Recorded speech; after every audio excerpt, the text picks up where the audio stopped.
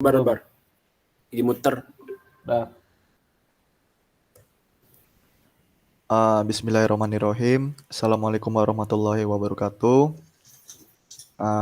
Kami dari FRI 133 atau perusahaan Martel Company yang memproduksi jembatan portable.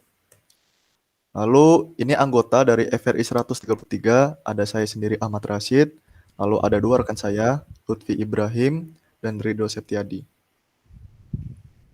Oke, kita lanjut ke studi kasus. Yang pertama adalah Martel Company merupakan sebuah perusahaan manufaktur yang bergerak dalam pembuatan alat bantu kesehatan berupa jembatan portable. Jembatan portable adalah suatu alat bantu kesehatan perpaduan antara besi plat dan aluminium untuk menambah kesan estetik pada produk. Jembatan portable berguna untuk penyandang disabilitas dalam mobilisasi. Dalam mengelola suatu sistem yang ada di Martel Company, akan membuat sebuah website untuk mempermudah para staf dan seluruh entitas yang ada di Martel Company. Dalam sebuah website yang diinginkan, Martel Company akan memuat beberapa fitur. Yang pertama adalah login, admin, production staff, procurement staff, finance staff, dan logout. Lalu berikutnya ada tujuan perancangan sistem. Di sini tujuan perancangan sistem terdapat 4. Tapi saya akan menjelaskan tujuan perancangan sistem terlebih dahulu. Perancangan sistem adalah penentuan proses dan data yang diperlukan oleh sistem baru. Berikut merupakan tujuan dari perancangan sistem. A. Melakukan evaluasi serta merumuskan pelayanan sistem yang baru secara rinci dari masing-masing bentuk informasi yang akan dihasilkan.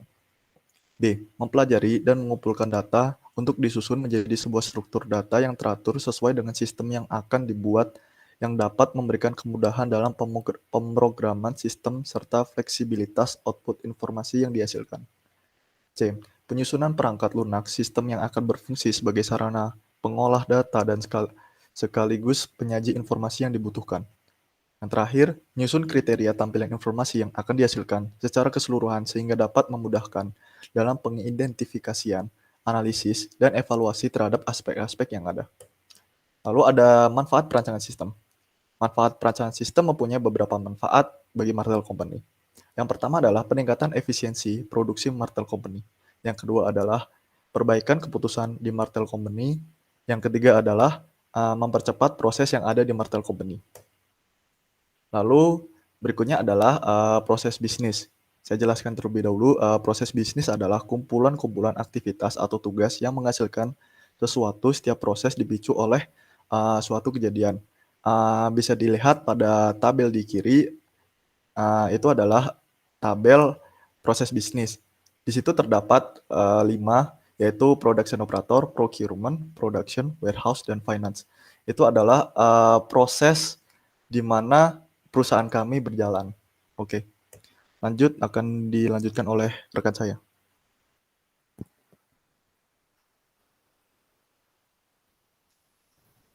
Baik, selanjutnya lanjut ke database. Ini merupakan database yang kami kerjakan, yang kami punya dari FRI 133. Nah, dari database ini ada strukturnya. Di sini tuh menggunakan aplikasi XMPP, lalu di webnya menggunakan localhost dan lain-lain. Nah, di situ ada strukturnya dimulai dari account, bill of material, divisi, employee, jurnal, dan lain-lain.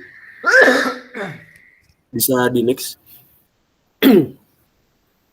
Nah, lalu ada use case diagram. Use case diagram itu adalah penggambaran sistem dari sudut pandang pengguna sistem tersebut. Sehingga pembuat use case lebih dititik beratkan pada fungsionalitas yang ada pada sistem, apa yang dilakukan dan bukan bagaimana proses yang dilakukan. Nah, di sebelah kanan itu merupakan contoh dari use case diagram yang kita miliki. Boleh di next. Lalu selanjutnya ada activity diagram. Activity diagram merupakan rancangan aliran aktivitas atau aliran kerja dalam sebuah sistem yang akan dijalankan. Lalu activity diagram juga digunakan untuk definisi. Untuk mendefinisikan atau mengelompokkan aluran tampilan dari sistem tersebut. Nah, di kanan merupakan contoh dari activity diagram ya. Bisa dilihat dari ada production staff-nya dimulai dari login, terus display notification error, nanti masuk ke apakah memasukkan passwordnya benar atau salah, lanjut ke display menu, lalu klik view MPS, lalu terakhir ke display MPS-nya. Boleh di next. Nah, selanjutnya ada kelas diagram atau diagram kelas. Itu menggambarkan struktur sistem dari segi mendefinisikan kelas-kelas yang akan dibuat untuk membangun suatu sistem. Nah, di kiri itu contoh dari diagram kelas. Jadi maksudnya itu jadi ada kelompok-kelompoknya gitu untuk menentukan kelas-kelasnya yang akan nanti dibuat nanti jadi sistem gitu. Oke, selanjutnya bisa di next. Lalu ada sequence diagram, di mana sequence diagram ini adalah biasa digunakan untuk menggambarkan skenario atau rangkaian langkah-langkah yang dilakukan sebagai respon sebagai sebuah event menghasilkan output tertentu, dan perubahannya bisa menghasilkan output yang kita inginkan. Seperti contoh yang dari Martel Company sequence diagram dari production staff, di mana hasil berupa menampilkan display MPS. Next. Nah, setelah kita membuat kayak sequence diagram, use case activity gitu-gitu, kita akan membuat prototype.